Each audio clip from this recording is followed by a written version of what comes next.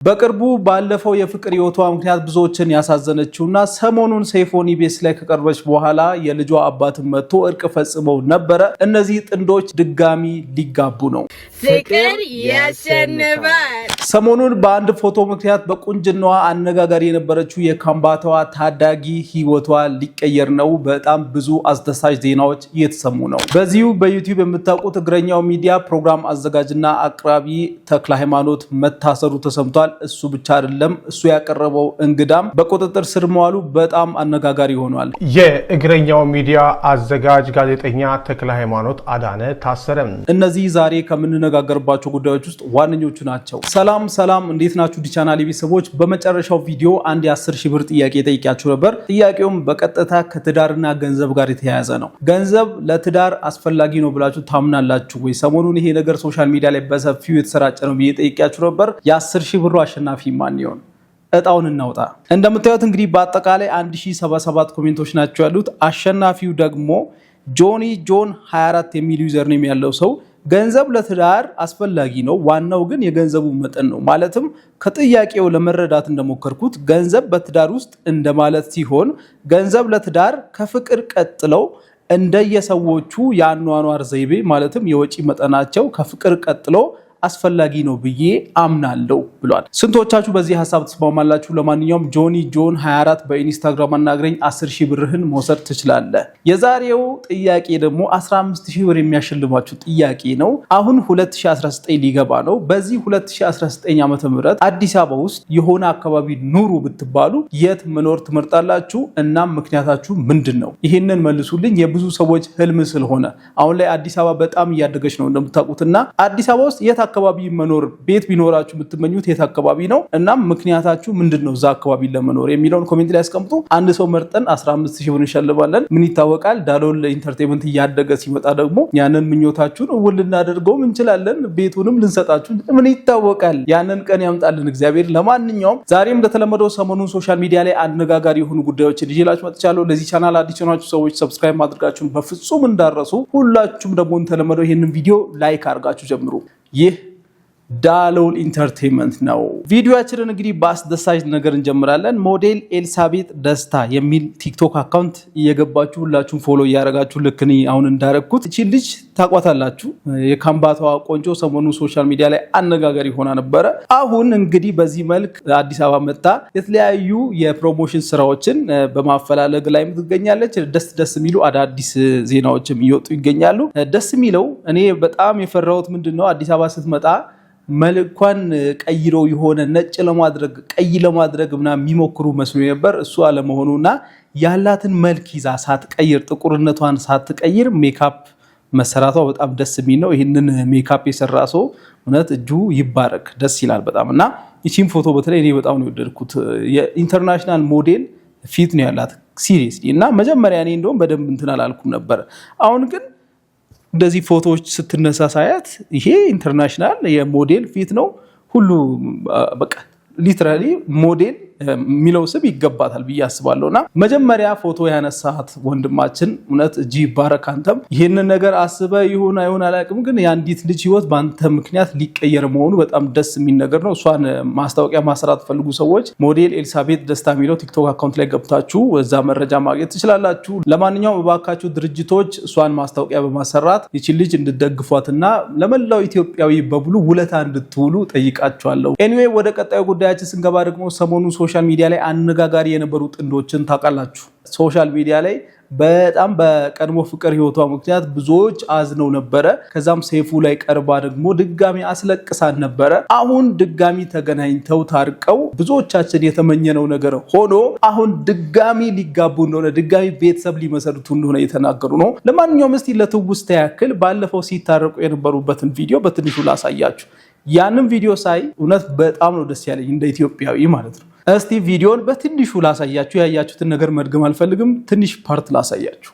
ብዙ ሰዎች ናቸው ሰይፉ እንደጀመርክ ጨርሰው እንደው ከቻልክ አገናኛቸው፣ ዘብ ደግሞ ከቻልክ ደግሞ አስታርቃቸው ተባልኩኝ። ቢያንስ የምችለው አንዱ ነው፣ አገናኝቻቸዋለሁ። እንደገና ተገናኝተዋል። እውነት በዚህ አጋጣሚ ሰይፉን በጣም ማመስገን ፈልጋለሁ። ይሄ ኃላፊነትን በትክክል መወጣት ይባላል ባጭሩ።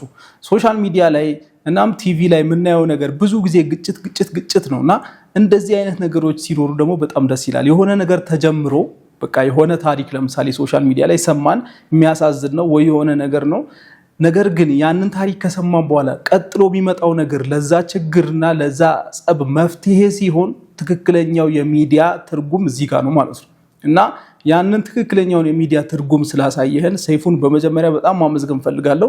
ያ ነገር ከተፈጠረ በኋላ አብዛኛው ኢትዮጵያዊ በልቡ እነዚህ ልጆች ድጋሚ ቢገናኙ እያለ ነበር። ለምን በጊዜው የሷ ስትናገር የነበረው ነገር በቃ ምንም ቢሆን አሁንም ወደዋለሁ የሚል ነገር ስትናገር ብዙዎቻችን ልባችን ተነክቶ እኔም ቪዲዮ ሰርቼ ነበር በጉዳዩና በጣም ብዙ ሰው ድጋሚ እንዲገናኙ ሲፈልግ ነበር። ያንን የኢትዮጵያውያንን ሙሉ ኢትዮጵያውያንን ፍላጎት ያሟላው ደግሞ ሰይፉ ነውና በዚህ አጋጣሚ እሱን ማመስገን ፈልጋለሁ። ከስንት ወር በኋላ ተያያችሁ? መተያየት እኔ ክፍለ ሀገር ነበርኩኝ። አዎ ሰምቻለሁ። 4 ወር ምናምን እዛ ቆይቼ ነው የመጣሁት።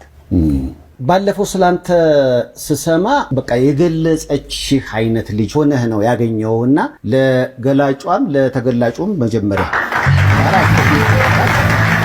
መታደል ነው ባይዘው መፈቀር መታደል ነውና እድለኛ ነው ብዬ ነው ማስበው እሱ። ምክንያቱም መወደድ ማለት በራሱ ትልቅ እድል ነው። ምክንያቱም በዚህ ዘመን የጠፋው ፍቅር ነውና ሰው ደግሞ ትንሽ ነገር ከተነካካ ራሱ የሚፋታበት ዘመን ላይ ነው ያለ ነው ታውቃላችሁ። በዚህ ሁኔታ ውስጥ ግን እሷ ለሱ ያላት ስሜትና ፍላጎት ፍቅር በጣም የሚገርም ነውና ይሄ በጣም የሚያስደስት ነገር ነው። እናም እንግዲህ በዚሁ ኢንተርቪው ላይ በጣም ኢሞሽናል ሆኖ ነበረ። ለማንኛውም እሱም ይቅርታ ጠይቋት ምናምን ድጋሚ እንደ እርቅ ነገር ተደርጓል። ይሄ በጣም ደስ የሚል ነገር ነው። ምን ማለት እንደምችል ነው ማለት እኔ ሳላስባት ቀርቼ ብዳም አይደለም። በጣም ነው የምወዳት።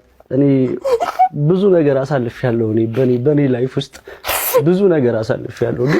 እኔ እሷን ከድቼ አይደለም ልጅን ከድቼ አይደለም።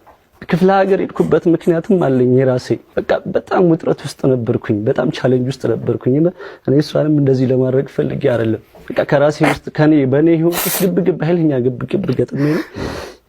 ይቅርታ በጣም ይገባታል እንዴ። እናም እንግዲህ ይሄ ነው በነበረው ኢንተርቪው ላይ የተረዳሁት ነገር። እሷም የተናገረችው ነገር የሚመስለኝ በመሃላቸው ምንም መዋደድ ምናምን ሳይኖር ቀርቶ ሳይሆን የሆነ ኃላፊነት ስሜትን በድንጋጤ መቀበል እሷ እንዳለችው ማለት ነው። ያ ልጅ ሲረገዝ ምናምን ወንድ ስትሆን ድንጋጤ ይፈጠራል ምናምን ያለችውን ነገር በተወሰነ መልኩ የተረዳው ይመስለኛል። እኔ ሌላ ኔጌቲቭ ነገሮችን እዚህ ጋር ባናወራ ጥሩ ነው። ዋናው ፍቅር ነው ብለናል። እናም ድጋሚ እንግዲህ ሰሞኑን የተለያዩ ቪዲዮዎችን እየሰሩ ነው። ቻናላቸውን አሳያቸዋለሁ። ግን እስቲ ድጋሚ ቤተሰብ ስለመመስረት ያወሯት ፓርት በጣም ስለተመቸችኝ ቅድም ያልኳችሁ እሱ ነገር ስለሆነ እሱን ፓርት ላሳያቸው። በቃ አንቺም እኔም ከዛ ባባም ያው እንግዲህ ሌላውን ደግሞ ፈጣሪ ያውቀዋል። የሚመጣውም ነገር አይታወቅም። ያው እሱን ስላችሁ አሁን አምሳው ያው ለወደፊት ነው የምናስበው ይሄን ነገር አይደለ? ቀኑ ሰርፕራይዝ ነው አይታወቅም። ወደፊቱን በቃ ጥሩ የሆነ ቤተሰብ መመስረት እፈልጋለሁ። ጥሩ የሆነ ትዳር፣ ጥሩ የሆነ ቤት፣ ጥሩ የሆነ ኑሮ መኖር እፈልጋለሁ። ከፈጣሪ ጋር ደግሞ ምን እንኖረዋለን ግድ ነው ደግሞ እሱም ማለት ነው። እሺ ለምሳሌ እሺ ጥሩ ቤተሰብ። ለማንኛውም ወደ ቀጣዩ ጉዳያችን ከመግባታችን በፊት እስቲ ቅድም ያልኳችሁን ጥያቄም መልስ ብታገኙበት፣ ሌላ ደግሞ አዲስ አበባ ውስጥ መኖር የምትፈልጉ በተለያዩ ሀገራት ላይ ያላችሁ ሰዎች ብዙ ጊዜ እንደምናደርገው ትክክለኛ መረጃ ማቀበል እንደ ዳሎል ኢንተርቴይንመንት ኃላፊነታችን ነው። ዛሬም ወስዳችሁ ቦታ በጣም የተለየ ነው። ማሳያችሁ ለየት ያለ ቤት አለ። እንደዚህ አይነት ቤት አዲስ አበባ ውስጥ አይቻለሁ የሚል ሰው ካለ እኔ እቀጣለሁ ሲሪየስሊ። እና እኔ ለራሴ ማመን እስኪ ከብደኝ ድረስ ምን አይነት ጉድ ነው ያልኩት። እንዴ ሰራተኛዋ ያላት ክፍልና እሷ ሽንት ቤትና መኝታ ቦታ በጣም የሚገርም ነው። የሌላውን ሰው ተው፣ ሰራተኛዋ ሻወር ሽንት ቤቷ ምን እንደሚመስል ብታዩ በጣም ትገረማላችሁና ምን ያክላል በቃ ባጭሩ ይሄንን ቤት ላሳያችሁና እንደዚህ አይነት ምኞት ያላችሁ ሰዎች የምሬ ነው ወጣት የሆናችሁ ሰዎች ጥሩ ነገር ምናምን ማየት የምትፈልጉ ዲያስፖራ የሆናችሁ ሰዎች ወደ ሀገራችሁ ገብታችሁ የሆነ የሚያምር ነገር የምትፈልጉ ከሆነ ሲሪየስሊ ይሄን ቪዲዮ በደንብ ማየት አለባችሁ።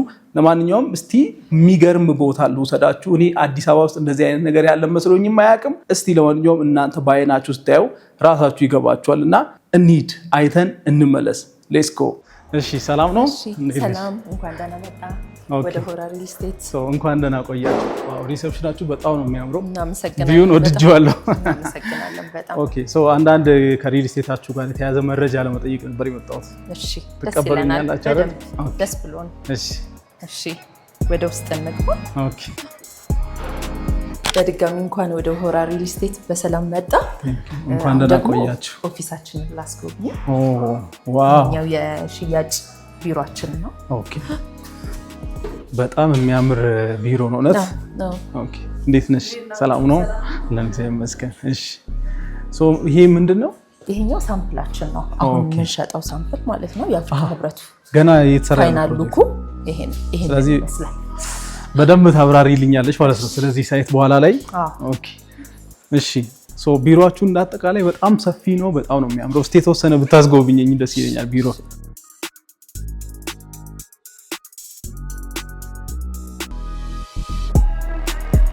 ይሄኛው ቢሮአችን ደግሞ ለከስተመር ገለጻ የምናደርግበት ማለት ነው። ኦኬ ቤቶቹ በፕሮጀክት የታገዘ ማለት ነው። ኦኬ እሺ ቢሮአችሁ ራሱ ኦልሞስት እኮ አንድ መንደር እኮ ነው። ስፋቱ በጣም ትልቅ ነው። በጣም ትልቅ ነው። እንግዲህ ስለ ድርጅታችሁና ስለ ቤቶቻችሁ መረጃ ለመጠየቅ ነው የመጣሁትና ፈቃደኛ ከሆንሽ ሙሉ በዲቴል ለተመልካቾቻችን መረጃ ብትሰጪል። በሚገባ ደስ ብሎኝ አረፍ በልባ። እሺ ይቅርታ በመጀመሪያ እንግዲህ ስምሽን ብታስተዋውቂ። ቅድም ስምሽን ስላልጠየቅኩኝ ስምሽንና ምን ስራ ላይ እንዳለሽ። ስሜ ሳምራዊት እባላለሁ። የሆራ ሪል ስቴት የሽያጭ አማካሪ ነኝ።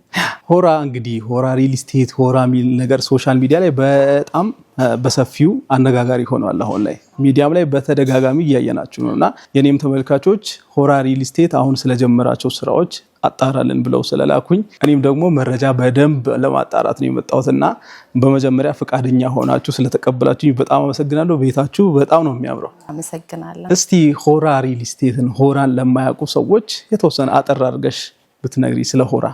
ሆራ ሪል ስቴት የግዙፉ ሆራ ኮርፖሬት ግሩፕ አካል ነው። ሆራ ኮርፖሬት ግሩፕ ደግሞ በስሩ 8 የሚሆኑ ድርጅቶችን ያካተተ ነው። ሪል ስቴቱ የሆራ ኮርፖሬት ግሩፕ አንድ አካል ነው እንጂ ሌላ ድርጅቶች አሉ ማለት ነው። ኦኬ ወደ 1000 የሚጠጉ ሰራተኞችን በስራችን ይዘናል። ዋው በሪል ስቴቱ ዘርፍ ደግሞ ከ2018 ጀምሮ እንደ አውሮፓውያን አቆጣጠር ሪል ስቴት ዘርፉ ላይ ተቀላቅለናል ማለት ነው እስካሁን እስካለንበት ድረስ። ከዚህ በፊት ሪል ስቴት ላይ ሰርታችሁ ያስረከባችሁት ቤት አለ ማለት ነው? በሚገባ። የት? ከዚህ በፊት ለቡ መብራት ላይ ሙሉ በሙሉ አጠናቀን ነው ቁልፍ ነበር የሸጥነው ማለት ነው። ያለቀ ቤት ነበር የሸጥነው። አሁን ደግሞ አሁን ሳር ቤት ካናዳ ኤምባሲ ጀርባ G+15 አድርገን ሰርተን እሱንም አስረክበናል። አሁን ያለንበት ይሄኛው ህንጻ ማለት ነው። ባይ ዘ ዌይ ይሄንን ህንጻ ማየት የሚፈልግ ሰው ካለ እኔ በጣም ራሴ ስለተገረምኩኝ እናሳያቸዋለን። በሚገባ ቢሮአችሁ ራሱ በጣም ክላስ ያለው ለለግዠሪ ላይፍ ስታይል ምናምን ለሚወዱ ሰዎች በጣም ዌልካሚንግ የሆነ ኢንቴሪየር ዲዛይኑ ሁሉ ነገሩ በጣም የሚያምር ነውና እኔ በጣም ገርሞኛል። እንደዚህ አይነት ቢሮ አይቻለሁ ለማለት በጣም ነው የሚከብድ። እናመሰግናለን። እና ያለን ብዬ አስባለሁ አይደለ? ቢሮውን ታሳይናለሽ። ይሄኛው ህንጻ ራሱ ከላይ ቤቶች አሉት ማለት ነው። ዋው ይሄኛውን አሁን የተረከበው አመለጠኝ። ቀጣይ ያለው ፕሮጀክታችን ላይ ትገዛናለህ።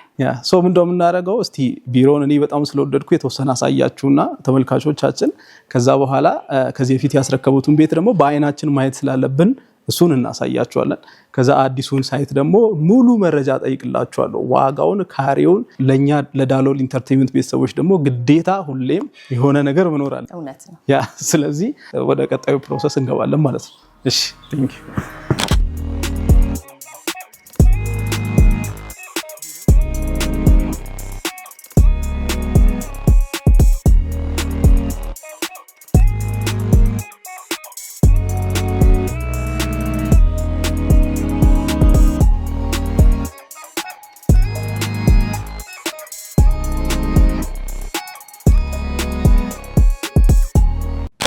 እባክህ። ኦኬ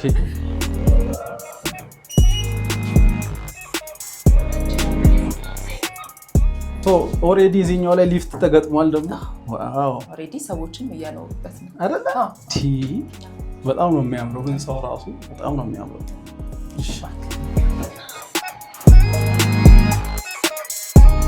ዋው በጣም ነው የሚያምረው። ይሄ ሳሎኑ ነው። ይሄ ሳሎኑ ነው። ተመልካቾች ለዛ ነው ታይምለስ ያልኩ። በደንብ ያው በጣም ነው የሚያምረው። እዚህ ጋር ኦፕን ኪችን አለ። ኦፕን ኪችን አለው። የራሱ ደግሞ ትራዲሽናል ኪችን አለው። ከፍታው ራሱ እኮ በጣም ነው የሚያምረው። እዚህ ቁጭ ብለህ ጫማ ማውለቅ አለ። አረ በፍጹም። ይሄ ስንት ካሬው ነው? ይሄኛው 305 ካሬ ነው። በጣም ትልቅ ነው። ሳሎኑ ራሱ ዳይኒንግ እዛ የትና የት ነው። ኦሬዲ G+1 ኦር ቪላ ቤት የሚኖር ሰው አለ አይደለ? ልክ እንደዛ አይነት ቫይብ ነው ያለው ማለት ነው። በጣም ነው የሚያምረው። እሺ ሌላ ፓርቶች እዚህ ጋር ኦፕን ኪችን አለ። ኦፕን ኪችን አለ። ባለቤት አሁን ይሄንን ካልገዛ ነው የምትለኝ። ግዴታ ነው። ከየት አምጥቼ በጣም ነው የሚያምረው። ስፖንሰርም ቢሆን ነው። እዚህ ጋር ደግሞ ይሄ ምንድነው? ዋሺንግ ማሽን ሩም ነው ይሄኛው። ለብቻው ማለት ነው ራሱ ይቻላል። ይሄኛው ደግሞ ትራዲሽናል ኪችን ማለት ነው። ያው እኛ ኢትዮጵያን ብዙ ጊዜ ሽታ ያላቸው ምግቦች ምናምን ስለምንሰራ ከዛ አንፃር የራሱ መስኮት አለው ማለት ነው። የራሱ ቬንቲሌሽን አለው ማለት ነው። ናቹራልም እንዲሁም ሳከርም አለው ማለት ነው። ዋው በጣም ነው የሚያምረው። እንግዲህ ለግዠሪ አፓርትመንት ከተባለ አይቀር እንደዚህ ነው አይደለ? ሌሎችንም ክፍሎች ታሳይኛለሽ? በጣም ደስ ያለኝ ነገር ከቤቱ የመጀመሪያው ከፍታው ነው። እኔ በጣም ዝቅ ሲል ይጨንቀኛል። ሁለተኛው ደግሞ ይሄ ዲዛይኑ በጣም በቃ ለግዠሪ። አሁን ይሄ ኦሬዲ የተረከበበት ቤት ሳይሆን 2030 ላይ ምናምን የሚመጣ ቤት ነው ይመስላል። አዎ ለዛ ነው ታይምለስ ያልኩ። ሁለተኛው ደስ ያለኝ ነገር ሳሎኑ ራሱን ችሎ ለብቻ በር የለም ምን የለ ለብቻ። እዚህ ጋር ኮሪደሩ ለብቻ ነው ያለውና ኮሪደሩ ራሱ ሰፊ ነው። በጣም ነው የሚያምረው።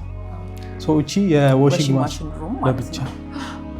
ኦኬ እቺ ደግሞ የእንግዳ መታጠቢያ። ኧረ ና በእናትህ ይሄንን ሽንት ቤት እንደዚህ ያምራል እንዴ ሰዎች?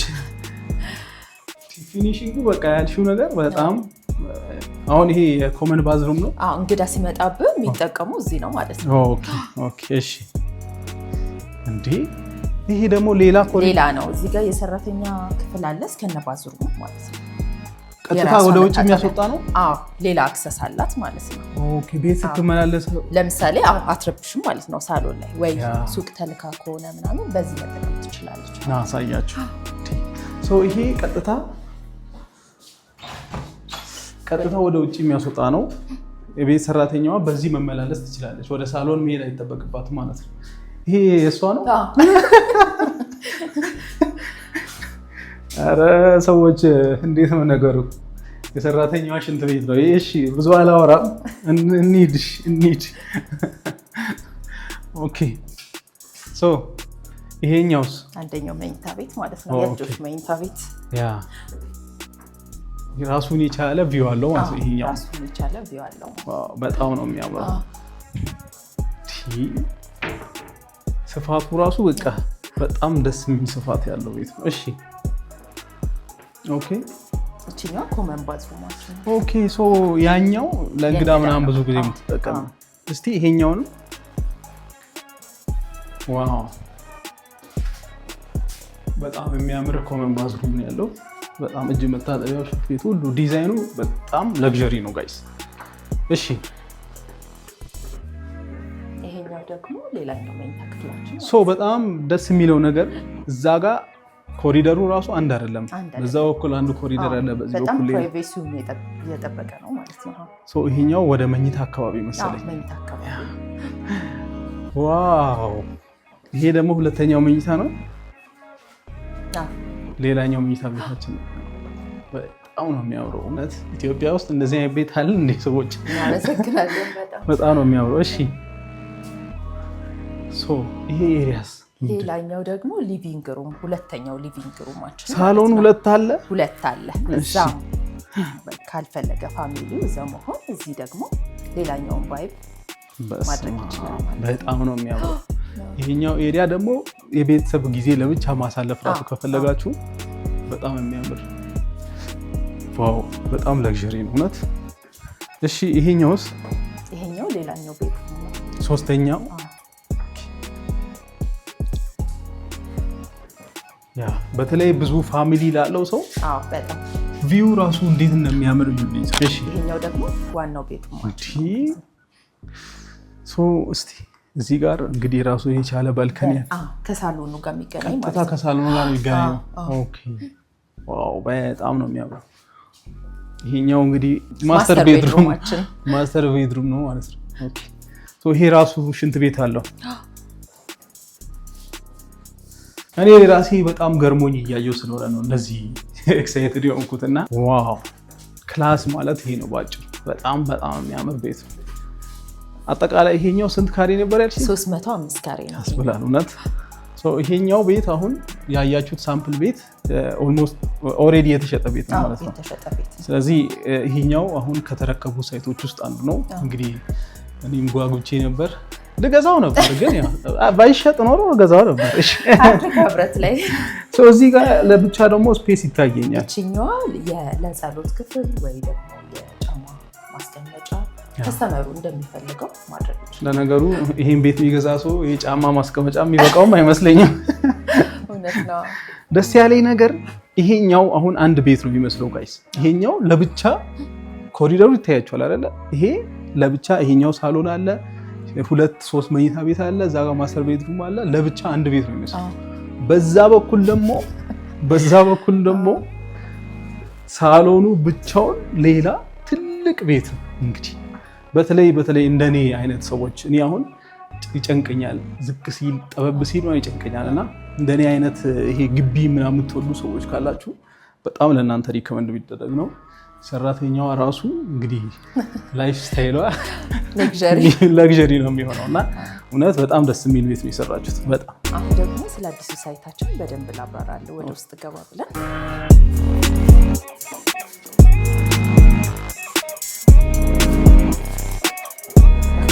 እሺ ዋው ይሄ ደግሞ ሌላኛው ኦፊስ ነው። በጣም ያምራል። በጣም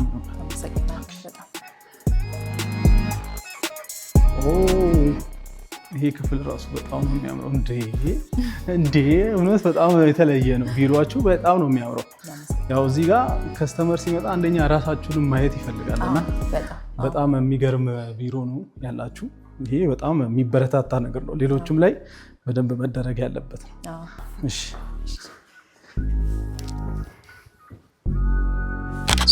ስለ ሆራ የነገርሽኝ ኢንፎርሜሽን በጣም የሚያስገርም ነው። አሁን ደግሞ ይህንን ቢሮአችንንም ስታሳይኝ ነበረ። በጣም የሚያምር ነው። በመጀመሪያ ይህንን ሳላደንቅ ማለፍ አልችልም። እናመሰግናለን። እና አሁን የመጣንበት ክፍል ደግሞ እንዴት እንደሚያምር በጣም እናመሰግናለን። እሺ ለማንኛውም አሁን ስለምትጀምሩት አዲሱ ሳይት እና አዲሱ ፕሮጀክት እስቲ ኢንፎርሜሽን ከሎኬሽን ጀምርና የት አካባቢ ነው? እሺ ከዛ በፊት ግን ቡናችን ለመስለን በነገር ላይ የቡና ኤክስፖርተር ላይ ይሄ የሆራ ኮርፖሬት ግሩፕ ውስጥ ያለ ነው። ይሄ ምን ይባላል? ጋባና ስፔሻሊቲ ኮፊ ይባላል። ዋው እሺ እንቅመሰው። ቅመሰው እባክህ። እንደውም ሞር በቡና እንታወቃለን። ሆራ ቡና፣ ጋባና ስፔሻሊቲ ኮፊ፣ እንደነገርኩ ቅድም ደግሞ ሆራ ሞተርስ፣ የተለያዩ ኦልሞስት ወደ 8 የሚጠጉ ያልኩ። ኦኬ በጣም ደስ ይላል። እና ቡናውን ሞክሩ። የት ሊያገኙት ይችላሉ ቡናውን? እሺ በኋላ እናወራለን። እሱም በኋላ ለብቻ እነግርሃለሁ። እሺ ለማንኛውም እስቲ ስለ አዲሱ ፕሮጀክት ስለ አዲሱ ሳይት ኢንፎርሜሽን ብትነግሪኝ። አዲሱ ሳይታችን አፍሪካ ህብረት ፊት ለፊት ነው የሚገኘው ከኮሜርሻል ኖሚኒስ አጠገብ። ኦልሞስት አሁን 2 ሳምንት ሆኖናል ሽያጭ ከጀመርን። 2 ሳምንት ነው ገና? 2 ሳምንት ነው ገና። ጥሩ ታይም ነው የመጣኸው። ፕሮሞሽን ላይ ነን ከፕራይስም አንጻር ማለት ነው። የተወሰነ ግንባታ ገንብተናል። 3 ቤዝመንት አውጥተናል። ሚዛኒ ግራውንድ አሁን 1ኛ ፍሎር ላይ ነን ያለ ነው ማለት ነው በራሳችን በጀት። ዋው ታዲያ ይሄ እኮ የተወሰነ ግንባታ ሳይሆን ትልቁን ግንባታ ጨርሰናል። ትልቁን አይደለ? እንደዛ ገንብተናል። ከ91 ካሬ ጀምሮ አለን ከባለ 1 እስከ ባለ 3 ተመጣጣኝ የሆነ ካሬ አለን ማለት ነው። ለሁሉም አፎርድ የሚያደርግ ማለት ነው። ይሄ አፍሪካ ህብረት ማለት እኮ ባይ ዘ ወይ ኦልሞስት የአዲስ አበባ ሴንተር ማለት በሚገባ ቢኖሩበት በጣም ጥሩ ሎኬሽን የትኛውም ሳይድ ላይ ቢሄዱ በጣም ወሳኝ ቦታ ነው። ለኢንቨስትመንት ደግሞ ኦሬዲ በዶላር ነው የሚከራየው ማለት ነው። የኤምባሲ ኤሪያ ነው። ፊት ለፊቱ ደግሞ አፍሪካ ህብረት አለ ማለት ነው። ምን አለ እስቲ ሎኬሽኑ ላይ ይሄ ያለ የምትዩ ነገር ካለ ምናልባት እዛ ሎኬሽኑን አሪፍ የሚያደርገው ምንድነው? አንደኛው አሪፍ የሚያደርገው አፍሪካ ህብረት ፊት ለፊቱ መሆኑ በጣም አሪፍ ያደርገዋል። ከሴኩሪቲ አንጻር በጣም ሴፍ ነው።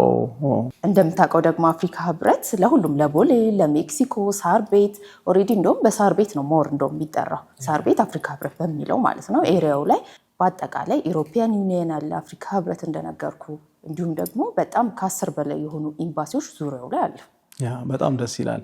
አሁን አንዳንድ ሰዎች ደግሞ መጀመሪያ ቤቱን ከማየታቸው ፊት ከሎኬሽኑ አንጻር የሚያሳስባቸው ነገር አካባቢው ላይ ትምህርት ቤቶች፣ የእምነት ተቋማት ምናምን እንደዚህ በኋላ ልጆቻቸውን ለመላክ የሚመች ሁኔታ መኖሩን ይጠይቃሉና ከዚህ በፊትም ሰፈሩን እኔ ስለማውቀው ብዙ ትምህርት ቤቶች ኢንተርናሽናል ትምህርት ቤቶች ያሉበት ሳር ቤት እንደ አዲስ አበባ ለግዠሪ የምትይው አይነት ሰፈር ነው። ለመከራየትም ያው ሰው በጣም ለግዠሪ ላይፍ ስታይል የሚወድ ሰው የሚከራይበት አካባቢ ነው። ደግሞ ያው የሚታወቅ ነው። ተመልካቾች ስለ ሳር ቤት ሳወራ ይገባቸዋል ብዬ አስባለሁ። አሁን እዚህኛው ሳይት ላይ ከካሬ አንጻር ነግረሽኛል። የመኝታ ቤት አማራጮችስ? ከ91 ካሬ ጀምሮ እንዳልኩ 91 ካሬ ባለ 1 ነው። 131 ባለ 2 ነው። እንዲሁም የተለያዩ አማራጮች አሉት። ባለ 3 ደግሞ ከ166 ካሬ ጀምሮ አለ። እዛ ሄደን ዛሬ እናያለን። በሚገባ በደንብ አይተኸው ነው ታየዋለህ። ዋጋስ እንዴት ነው? ዋጋ አሁን በጣም ትልቅ ፕሮሞሽን ላይ ነን። ከቦታው አንጻር ያው መጀመሪያችን ነው፣ ገና መጀመራችን ስለሆነ በካሬ 100 ሺህ ብር ነው እየሸጠን የሚገኘው። ቅድመ ክፍያ ከፍሎ ከሆነ 100 ሺህ ብር ነው። 100% ለሚከፍሉ ደግሞ በካሬ 88 ሺህ ብር ይሆናል ማለት ነው። በቅድመ ክፍያ መሄዱ ከሆነ 100 ሺህ ብር ማለት ነው። ኦኬ 100% ለሚከፍሉ ደግሞ በካሬ 88 ሺህ ብር ይሆናል። ዋው የታይሙን አድቫንቴጅ ይወስዳል ማለት ነው። የሚገርም ነው። ይሄኛው አሁን አዲሱ ሳይት የመኝታ ቤት አማራጭ፣ የዋጋ አማራጭ ነግርሽኛል። ከዛ ውጪ ምናልባት ህንፃው ሲገነባ አብረው የታሰቡ ነገሮች አሉ አካባቢው ላይ እንደ ተጨማሪ ሰርቪስ ምናምን? አዎ ህንፃው ላይ ኦሬዲ ጂም፣ ስፓ፣ የልጆች መጫወቻ እነዚህን ነገሮች ያካትታል። ኦኬ ስለዚህ አሁን ትልቁ ሰዎችን የሚያስጨንቀው ሌላኛው ነገር መቼ ነው የምረከበው ነው ቤቴ። እሱም በጣም ደስ ብሎኝ ነው የምነግርህ። ምክንያቱም እኛ የራሳችን የሆነ ትልቅ ካምፓኒ አለን። አንደኛ ሆራ ኮርፖሬት ግሩፕ የሪል ስቴቱን ዘርፍ በፋይናንስም ቢሆን ያግዘዋል ማለት ነው። የፋይናንስ ችግር የለብንም። በዛ ስለምንደግፈውም አሁን ዴሊቨሪ ታይሙ በሰሚ ፊኒሽድ 2 ዓመት ነው። በፉሊ ፊኒሽድ ከሆነ ደግሞ 2 ዓመት ተኩል ነው። እንዲሁም ደግሞ ግንባታችንን የምንሰራው ደግሞ ኮምፓስ ኮንስትራክሽን ካምፓኒ የሚባል ከቻይኖች መሐንዲሶች ጋር ነው የምንሰራው ማለት ነው። ስለዚህ የፍጥነት ችግር የለም ማለት ነው። በሚገባ። ዋው በጣም የሚገርም ነው። አሁን ስለዚህ አግሪመንት ላይ ለምሳሌ የሚከፈለው በዶላር ነው በኢትዮጵያ ብር ነው የሚከፈልበት ታይም ደግሞ ቅድም ፕሮጀክት ቤዝድ ብለሽኛል። እቺን ነገር ግን ብዙ ሰዎች ስለማይረዱ እስቲ ያለውን አግሪመንቱ በዋነኝነት የሚያካትታቸውን ለከስተመሩ እንደ አድቫንቴጅ የተቀመጡ ነገሮች ካሉ ምናልባት ማለት ከክፍያው አንጻርና በምን ያህል ጊዜ ልዩነት ይከፍላል ከሚለው ነገር አንጻር። የክፍያ ብር በኢትዮጵያ ብር ነው። በኢትዮጵያ ብር ነው እንደነገርኩ ደግሞ በፕሮግረስ ነው የሚከፍሉት ማለት ነው። በዙር ማለት ነው። የፎይታ ጊዜ ይኖራቸዋል። ስለዚህ ግንባታው ሂደቱን እያዩ ነው የሚከፍሉት ማለት ነው። አንቺ ለምሳሌ እንደ ሽያጭ አማካሪ ነው እያናገርሽኛለሽ፣ ግን እንደ ገዢ ብትመጪ ከነዚህ ቤቶች ውስጥ አሁን ከሚገነቡ ቤቶች ውስጥ የትኛውን ካሬ የትኛውን ስንት መኝታ ቤት ትመርጫለሽ? ለራስሽ ቢሆን? ለራሴ ቢሆን ባለ 3ቱ። ለምን ባለ 3ቱን? አንድ ያው ተለቅ ያለ ቤት በጣም ነው የምወደው። 2 ከያዙት ውስጡ ካሉት ደግሞ ነገሮች አንጻር ለምሳሌ የሰራተኛ ክፍል እስከነ ባዝሩም ይኖረዋል። ዋሽንግ ማሽን ሩም ራሱን ችሎ ይኖረዋል። ብዙ ጊዜ ያው የሰራተኛ ክፍል ቢኖረውም የራሷ መታጠፊያ ክፍል ብዙ ጊዜ አይኖረውም። ኮመን ባዝሩም ነው የምትጠቀመው? ኮመን ባዝሩም ነው የምትጠቀመው። ከዛ አንጻር ውስጡ ካሉት ነገሮች አንጻር ባለ 3ቱን በጣም እመርጠዋለሁ። ለራስሽ ቢሆን ስለዚህ እሷ ሀሳቧን ተናግራለች። እናንተ ደግሞ ባይዘጎ የሽያጭ አማካሪ ሲባል ጀስት ቤቱን የሚሸጡላችሁ ሰዎች ብቻ ሳይሆኑ ለማማከር እኔ የትኛው ቤት ይሻለኛል አሁን ያለኝ አቅም ይሄ ነው ምናምን ብለው ሰዎች ቢመጡ ታስተናግዳላችሁ እያስባሉ አይደለ? ስለዚህ ጀስት አሁን እሷ እንዳለችው እናንተም የራሳችሁን አቅም ከግንዛቤ ውስጥ ማስገባት እሷን ማማከር አሁን ቁጥራቸውን ከታች እናስቀምጣለን። ስለዚህ ማማከር አለባችሁ። የትኛው ቤት ነው የሚሻለኝ አንቺ የትኛውን ሪከመንድ ታደርጊያለሽ ብላችሁ ብትጠይቋቸው እሷም አለች ሌሎችም ሽያጭ አማካሪዎች በደንብ ያማክሯቸዋል። ስለዚህ የምክር አገልግሎቱንም ብትጠቀሙበት ብዬ ነው መከራችሁ። ብዙ ሪል ስቴት ካምፓኒዎች አሉ አሁን እና ሰዎች ከናንተ መግዛት ያለባቸው ለምንድን ነው? ምን ለየት ያደርጋቸዋል? እሱን ብትነግሪኝ። እሺ አንደኛው ታይምለስ የሆነ ፊኒሺንግ ማቴሪያል እና ዲዛይን ነው የምንጠቀመው። ለምሳሌ ከ10 ዓመት በኋላ ብትመጣ ካሉት ኳሊቲ ዲዛይን አንፃር ተወዳዳሪ የሚሆን ፊኒሺንግ ማቴሪያል እና ዲዛይን ነው የምንጠቀመው። አሁን ሳምፕሉን ታየዋለህ። ፋሽን ስለሆነ ብቻ ሳይሆን ለረጅም ጊዜ ለእይታ የማይረብሽ በጣም ውብ የሆነ ማለት ነው። አክቹዋሊ ቢሮአችን እሱን ይገልጻል። ሌላስ ምናልባት? ሌላኛው ደግሞ ቅድም እንዳልኩ በሆራ ኮርፖሬት ግሩፕ ስለሚደገፍ ሪል ስቴቱ የዴሊቨሪ ታይም የሚዘገይበት ምክንያት የለም ማለት ነው። ትልቁ ጭንቀታችን ማለት ነው። ቤት መግዛት ብቻ ሳይሆን መቼ ይረከባለሁ የሚለው ነገር የብዙ ሰው ችግር ስለሆነ እሱ በጣም ወሳኙ ልዩነት ይመስለኛል። እስቲ ያልሽው ነገር በተግባር ደግሞ እንዲህ ውስጥ ቤቱ እሺ። አሁን ደግሞ ሶሳይታችንን ላሳየ። አፍሪካ ህብረት ነው ያለው። ከአፍሪካ ህብረት ፊት ለፊት ማለት ፊት ለፊት ልክ በቃ ሊትራሊ እዛሽ እቺኛዋን አድርጋትና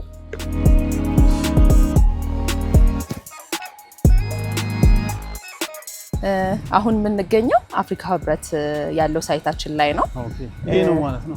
አፍሪካ ህብረት ፊት ለፊት ማለት ነው። በቅድመ ክፍያ 20% ከፍለው ቀሪውን እንደነገርኩ በእፎይታ ጊዜ የሚከፍሉት ማለት ነው። እዚህ አድርሰነዋል። አንደኛ ፍሎር ላይ ነው የሚገኘው። ስለዚህ ከዚህ በኋላ ከታች ባሉ ቁጥሮች ደውሎ ይሄንን አዲሱ ሳይት ላይ ቤት መግዛት ይችላሉ ማለት ነው። በሚገባ ቅድም ያወራነው ዋጋ ሁሉ ስለዚህኛው ሳይት ነው አይደል? ስለዚህኛው ሳይት ነው። አሁን ይሄ ፕሮግረሱ አንደኛ ፎቅ ላይ ኦሬዲ ደርሷል። 3 ቤዝመንት አውጥተን ሚዛኒ ግራውንድ ፍሎር እና አንደኛ ፍሎር ላይ ነን ማለት ነው። እንዴት ነው የሚሆነው? ከታች ጀምሮ መኖሪያ ቤቶች ናቸው ወይስ ሙሉ በሙሉ መኖሪያ ቤት ነው የሚሆነው? በጣም ደስ ይላል። አካባቢውም በጣም ጸጥ ያለ ብዙ ትልልቅ ኢንስቲትዩሽኖች ያሉበት አካባቢ ነው። እንግዲህ እንደምታዩት ፕሮግረስ ላይ ናቸው። በጣም ደስ በሚል ሁኔታ እየተሰራ ይገኛል። እኔ በጣም የወደድኩት ነገር የመጀመሪያው ለቢሮአቸው ጭምር ለግዠሪ የሆነ ሉክ ይሰጣሉ። ይሄ ማለት ያው ራሳቸው ብራንዳቸው የሚገልጽ ነገር ነውና ከዚህ በፊት ያስረከቡትንም ቤት አይታችኋል። ስለዚህ እናንተ እሷ ጋር ደውላችሁ ከታች ቁጥሯን አስቀምጫለሁ ደውላችሁ የትኛውን ቤት እንደሚሻላችሁ እሷን አማክራችሁ መግዛት ትችላላችሁ። እኔ ከዚህ ቤት ከዚህ ሪል ስቴት በጣም የወደድኩት ነገር ዋናው ነገር ለግዠሪ ላይ ለለግዠሪ ሉክ የሚሰጡት ቫልዩ በጣም ኢምፖርታንት ነው። በዚህ ሰዓት እንግዲህ ፕራይቬሲ ቢባል ነገር አለ። ከሰራተኛ ጋር ተያይዞ ከቤቱ ኳሊቲ ጋር ተያይዞ የሚሰሩት የሚጠቀሙት የፊኒሺንግ ማቴሪያል እና ዲዛይን ራሱ በጣም ለረጅም ዓመት መቆየት የሚችል መሆኑን በጣም ወድጄዋለሁ። ሁለተኛውና ዋነኛው የወደድኩት ነገር እንግዲህ ሎኬሽኑ ነው። ሳር ቤት አዲስ አበባ ውስጥ ቤት ማግኘት ማለት ምን ያክል ትልቅ ቫልዩ እንዳለው ታውቃላችሁ። ወይ ትገዛላችሁ ለራሳችሁ ለመኖር ወይ ደግሞ ታከራያላችሁ ለኢንቨስትመንትም በጣም አሪፍ የሆነ አካባቢ ነው። ሴንተር ላይ ነው ያለው። ኋላ እንደምታዩት አፍሪካ ህብረት ነው ያለው። እዚህ ጋር የአፍሪካ ህብረት ፊት ለፊት ነው ያለው እንግዲህ ሳር ቤት። ስለዚህ ደውላችሁ አማክሯት። መግዛት የምትፈልጉትን ቤት መርጣችሁ ከሷ ጋር ተነጋግራችሁ መግዛት ትችላላችሁ። በጣም አመሰግናለሁ።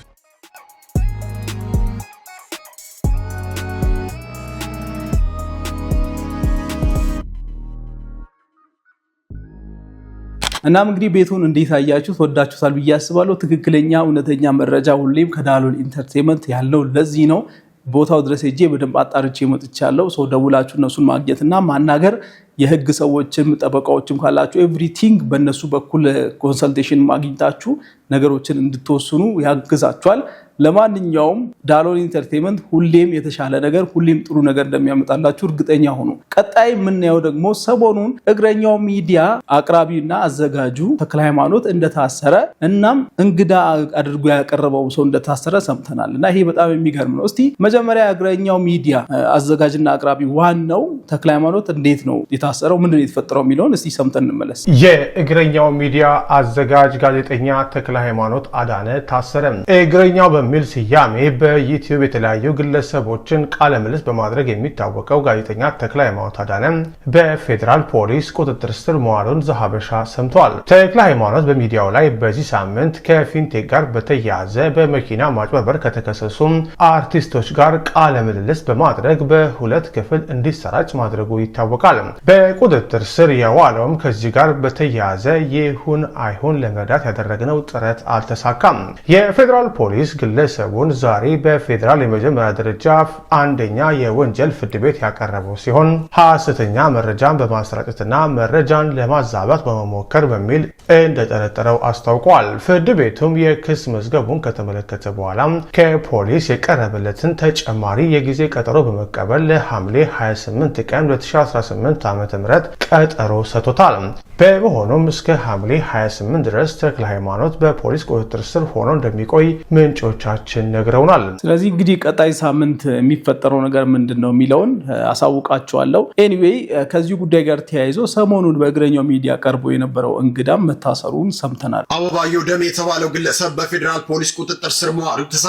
የሀገር መከላከያ ሰራዊት አልባሳትን በመጠቀም በየማህበራዊ ሚዲያው አላስፈላጊ መልእክቶችን እንዲሁም የአንድነትንና የፍቅር ሀሳብ ከማስተላለፍ ይልቅ የመከፋፈል ንግግሮችን ሲያሰራጭ ነበር የተባለው ግለሰብ በቁጥጥር ስር መዋሉ ተነግሯል።